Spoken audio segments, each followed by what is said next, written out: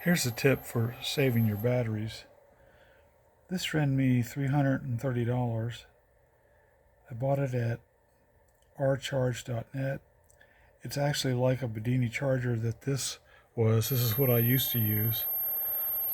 It's got a short somewhere, I can't fix it. But it puts out radiant and static energy. This is a battery charger that will charge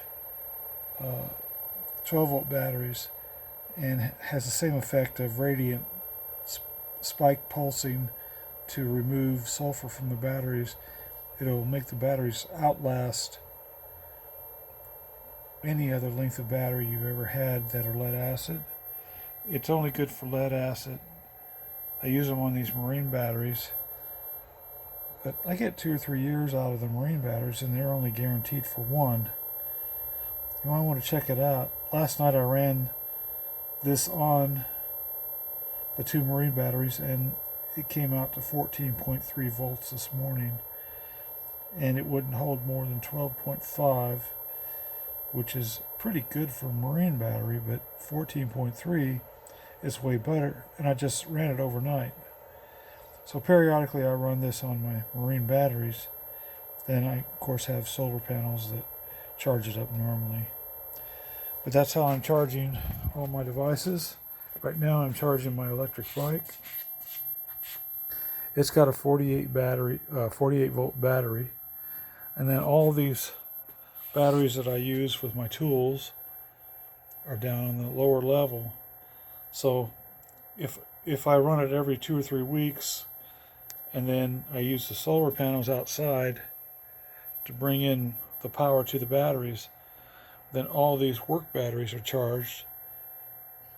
The bike charges, and the orange cord goes to a power pack there, and I charge up the camera off of the power pack, not off the power pack, but off of this plug down here, which also can run a fan. Can also run my swamp cooler fan through the middle of the day when I'm out here, and it's spectacular for saving energy. I only paid $26 last month to use this little shop of mine, and that's counting the 220 volt compressor, which I have in here. This is another story. This compressor tank I bought from a guy in California. It's got the real thick metal. The newer compressors have thin metal, and what happens is the vibration of the motor turning the pump will cause a fracture in the top plate there that's welded on. But that's a Harbor Freight motor and a Harbor Freight compressor pump. As you can see, I've had this for a while. I've had it for maybe 3 years set up this way. I burnt one motor out when I was living in Nevada, but turns out that the pulley came loose, and I didn't understand that, and I threw a perfectly good motor away, but instead I bought another one. So that's the story on this, but because of the thick tank metal, it's not vibrating loose and creating a hole in the tank. As far as the water drainage, you can see down here, I ran a piece of pipe and a pitcock valve where I can just loosen it right there and let the water drain on the towel. It only takes about 2 or 3 minutes to do it, and it's done. It's really great for when you have a lot of humidity and you're painting auto paint. Thanks for listening.